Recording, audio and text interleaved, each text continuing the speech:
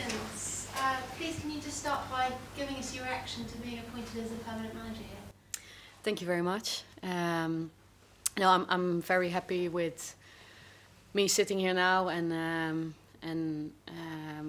we together made the decision to move forward like this. And I've just seen what the players have been doing and how we've been connecting with staff and club and fans as well. So that's really put into my decision to want the job, because obviously when I got thrown into it, it was very sudden, it was very unexpected, and I was here to serve the club.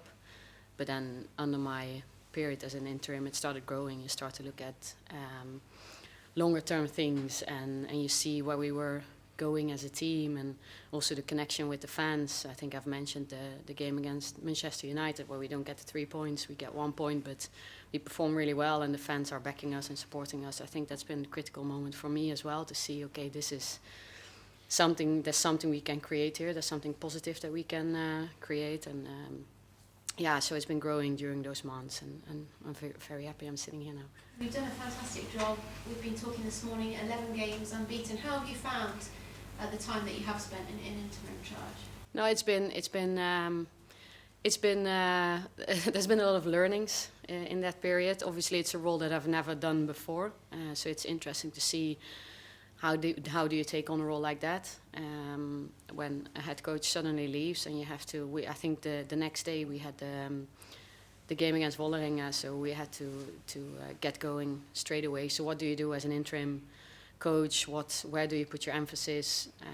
How do you get the team going? So it's been a lot of learnings for me, but it's been full of enjoyment. Try to create a light atmosphere where enjoyment, togetherness are very important. Try to empower players, staff, and no, it's been interesting. So I've enjoyed my time in the interim role. When I was here this morning, I could hear cheering and clapping and celebration, and I think that might have been the team hearing the news that you'd been appointed. So I'm guessing it's been a positive reaction from the squad. Yeah, it was a nice moment. There's been a lot of support from the players, also me stepping into the interim role. I remember how players came up and let's do this together, we support you, we're behind you, and we would tell them back, we're supporting you, we are behind you guys, we believe in you. And there's this mutual belief, I think, that's been going back and forth. And yeah, so I'm happy that we're at where we're at, but there's a lot of hard work to do, and we want to hit our next level. In the statement that Arsenal have shared, you've talked about your desire to win trophies. I wonder, can you chat to us a bit about your ambitions for the role now that you are in permanent charge? Yeah, obviously for this season until the end of May, there's 4 competitions that we're active in, and we want to do our very best and ultimately win trophies. But like I've said before as well, we want to do it the Arsenal way, something that we want to do, that we get enjoyment of, where we feel like we're developing and progressing and getting better, and something, a beautiful product to deliver to the outside world as well. The WSL returns this weekend. I wonder, can you give us an update on the squad? Any injury updates? No, we're in a good place. We trained 11v11 today again, so I don't think there's any changes from my last press conference ahead of Bristol. Thank you.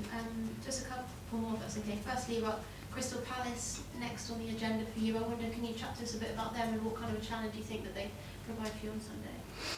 Yeah, I think we need to be humble for every task. We need to be at our best to compete and to get our wins. So we're very humble for what we're going to face.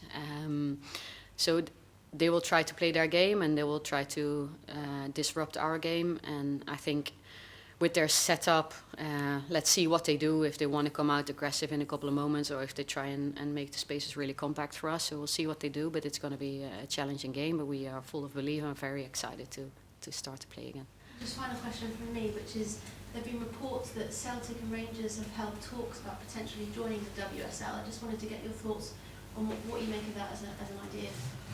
Yeah, it's not really my decision. I guess a lot of other people are working in the background and figuring out what's the best way for the WSL to move forward. We want to grow the game. We want to grow the women's football, and I think they just have to have a look at what's the best number for the WSL, how many teams do we need to be able to make every game as competitive as possible? Because I think if it's competitive, then we'll develop players and we'll develop the game. Thank you very much and congratulations. Thank you. Thanks, Tim. Yeah, hi Renee. First of all, congratulations. Can I ask about Victoria Pelova and Amanda Illerstedt and how close they are to maybe making a matchday squad?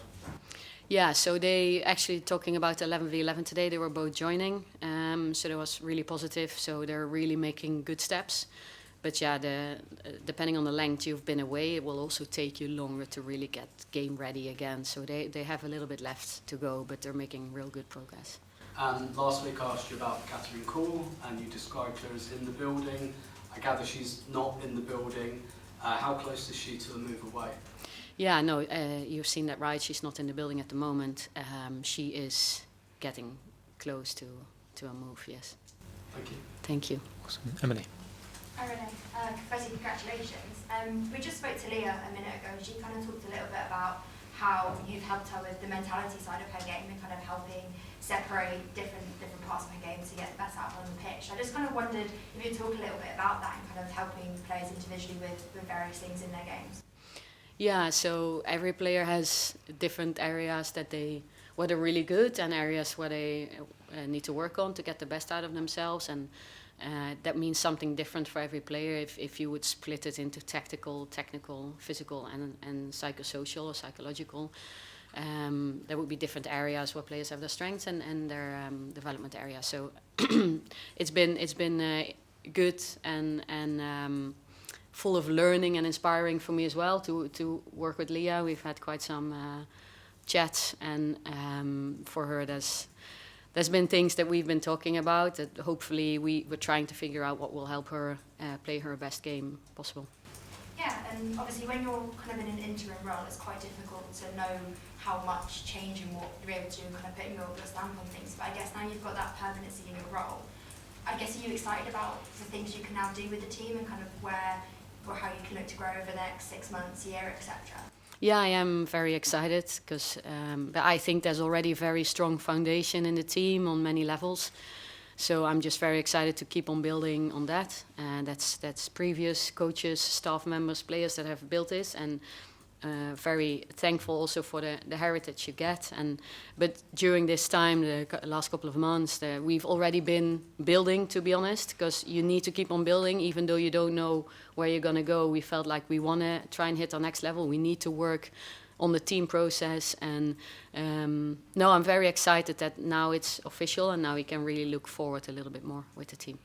Thank you. Thank you. Susie. Hey Renee, congratulations. I wanted to ask you a little bit about the process of being appointed. At what point did you think, I really want this job? And then, like, as a part of that, what's the process been like as a whole for you? Yeah, it's been, like I said, the Man United away game was probably the first time I was thinking, we're really creating something now, and it's positive in the group, with the outside world, with the fans after the game. So that's probably the first time I had the thought in my head. But it's along the way, there's been different events, mostly in the building, so with staff and players, that has given me those thoughts. And do I maybe want, this is inspiring, do I want to keep on building with this? But it's really, yeah, it's been growing like that over the last couple of months.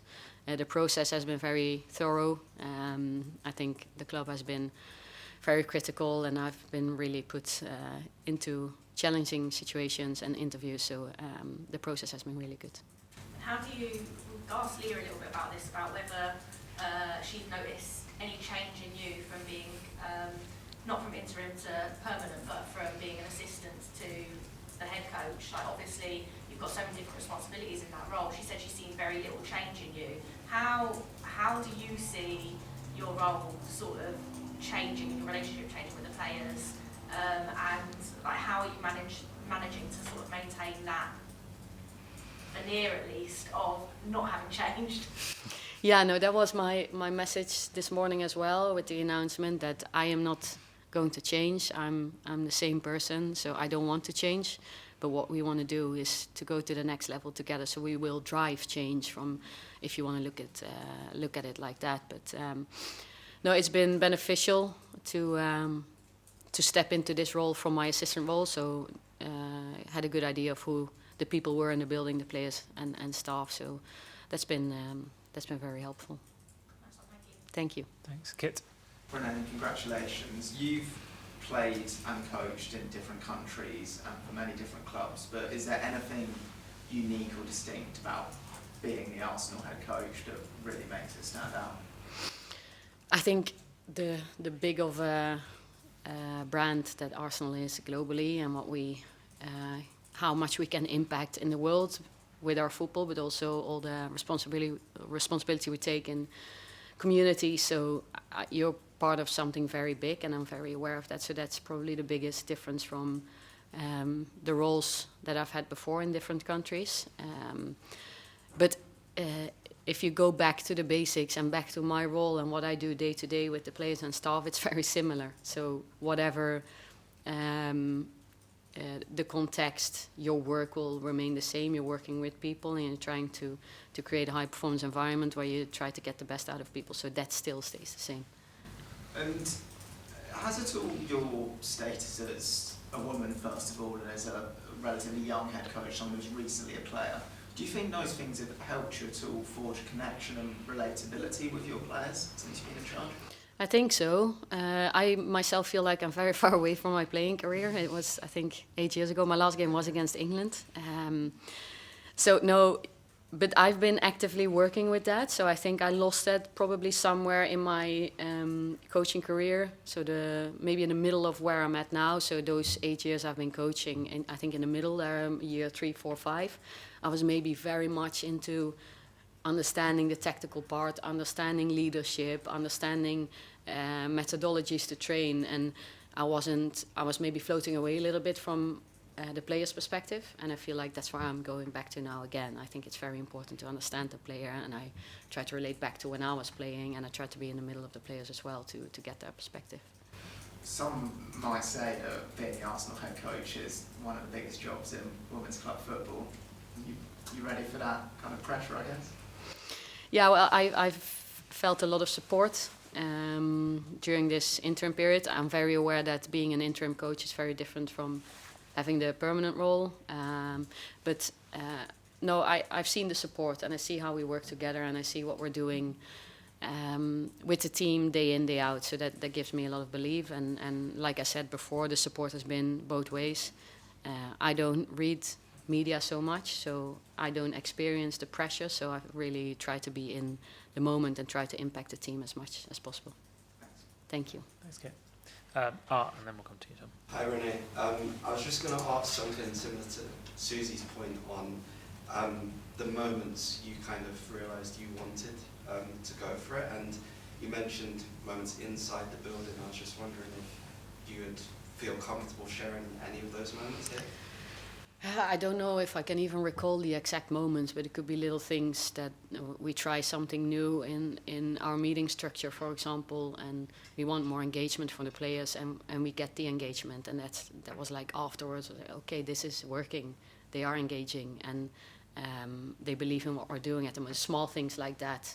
This is just an example. I'm not sure if I can recall all the other examples. This would be one of them. And I saw your interview with Ian Wright, and in that you kind of mentioned when your playing career ended, you could have gone in a few different ways, and you mentioned journalism. Yeah. Yeah. Room. But I was just wondering, going from that moment to, I guess, individual development coaching, was that side of it kind of a natural path you to take, or did that take a lot of work to develop as your own kind of coaching skills as well? Interesting. Yeah, no, I studied communication sciences, so I wanted to do something with language or writing, not maybe directly being a journalist, but more write deeper, longer texts, but it wasn't for me. And then I was studying practical philosophy, also something very different, but more looking at the ethics in the sports world. So that's where I went a little bit towards sports. And then my career ended very early. I was 26. So I wanted to stay in the game. So that's basically how it happened, and how it helps me in I think I've just grown into the role. Like this IDA role that I had here at Arsenal was new for me as well. So yeah, I'm happy I've been doing different things during this period after my playing career, and that I've been doing other things while I was playing as well. I was studying. I tried to get a broader view on the world as well, and so I'm happy that I got to be in different contexts and different roles. Yes. Thank you. Tom. Congratulations. Just a quick one from me. We just heard from Mikel Arteta, and he spoke very complimentary of you, and he said that your appointment was a very strong signal about the importance of promoting from within. What do you think it says, your appointment, about Arsenal Football Club and that promotion from within? Yeah, no, I see that we have a lot of competent people working here. We don't work daily close to the men's and boys side. While we do with the boys during international windows, we work together with their coaching staff and some of our girls who train with the boys. So there's been real good cohesion, I think. But yeah, if I look at what we have, the quality that we have in our staff, it's very high level. Aaron, Melissa Phillips, who comes from a head coach role as well. Kelly Smith is in the building. Sepp does really well with the goalkeepers. We have Chris full time on set pieces. So we have such great qualities. So yeah, maybe I would agree with Mikel. Thanks. Good luck. Thanks. Cheers. Freddie. In all of your roles, you've sort of come in either through doing a youth team, doing the B team, and then going into the senior role. And it's obviously been the same here, going almost in 3 different roles now. Do you think that served you really well, sort of in the process of getting the job? I think so. Yeah. So like I mentioned before, I believe in generalists. So you have the specialists as well, but I think it's very important to be a generalist. So you understand the holistic things and understand the wider perspective. But to be able to do that, it's very good to get insight into the specialist roles as well, or the special context. So now I think it definitely helped me. And at Rosengard, you took over from Jonas, won 2 league titles. I'm interested to know, are there any similarities at all, the fact you've taken over from the same manager in terms of tactically, style of play, or anything else? Well, I've worked really well with Jonas. I think I've said it many times. I've spoken to him quite a lot after he left. I respect his way of seeing the game, and it's been great learning from him. I think there's learning everywhere, and I've learned a lot of things from him. It's always going to be like that. We're never going to be exactly the same. So I think every person will bring something different, whether it's the tactical ideas or the way you want to lead, or just who you are as a person. So, and that's obviously that's natural. And we've had a trio of academy players already this month signing professional contracts. Leah was talking about how she's quite harsh on them, tries to remind them of back when she went through the academy. Is that sort of the same for you in terms of how you approach them drawing back in your academy days? And how good is that for the club to already this month have 3 academy players signing pro deals? Yeah, no, the level of our academy is developing. I think I've said it before, a year ago, and looking at where they're at now, I think the players developed so much, so it's great to see. To add on what Leah said, I think she's also very good helping the players. So yes, she puts demand on them, but she's also very good helping them, especially the backline players or the sixes who play close to her. She's really trying to help them and support them as well. Cheers, Freddie. Leith. Congratulations. Can you define your leadership style? Yeah, it's a big question again. It's yeah. Now I get all these questions, obviously, but no, I think I have some very clear values of what I think is important. I actually spoke to the players this morning. They've seen it. I've never made it specific for the players before, because I was in this interim role and we just had to crack on and win our games. But actually this morning I showed them what values that are very important for me, and I think empowerment is very important. So all the strengths that we have in the building and in the room, let's get the best out of those people with their strengths.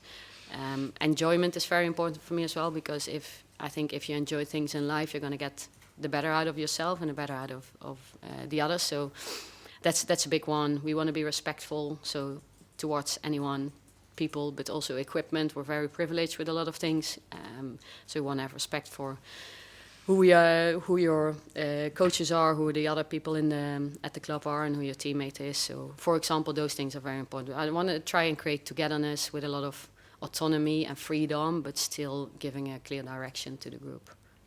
And do you have a quick message for the fans?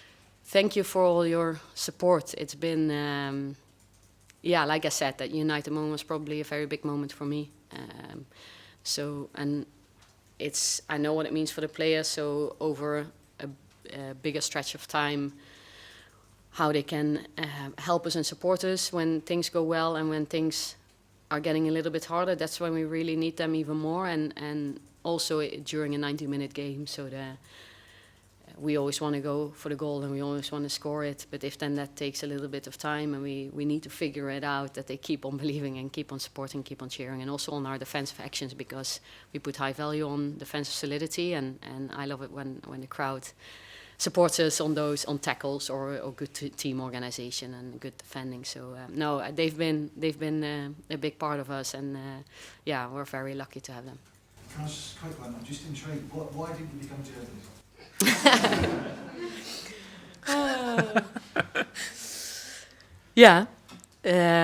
I will say I will take it out of my control. I got injured. I was 26. I was studying practical philosophy at the moment, and then I didn't know what to do in my life. I had to rehab my knee, and they offered me to do the A license course at the Swedish FA, and I just did it, and that's how the ball just went rolling. So to be honest, to give all the control away, that's what happened. Thanks, Liam. Last one at the back here, Tom. Hi there, Renee. Congratulations. Thanks for speaking to us today. Just one quick question. I find it really interesting that, of the 11 games that you managed, it was the one that you didn't win that was the game that really sparked that you wanted to take the job. I just wanted to ask you about how much that kind of reflects your character and how much the Arsenal fans can expect that in those moments when things haven't gone perfectly for the team, you'll still have that fire in your belly to make things right and to sort out any issues that they have. Yeah, it will help us as a staff, but not the least the players as well. So, but especially that's especially because of the result, the 1-1, and then seeing how they reacted. That's why that thought came into my head, and like in your words, what sparked me. So, yeah, definitely agree. Thank you. Great stuff. We'll leave it there, guys. Thank you. Thank you.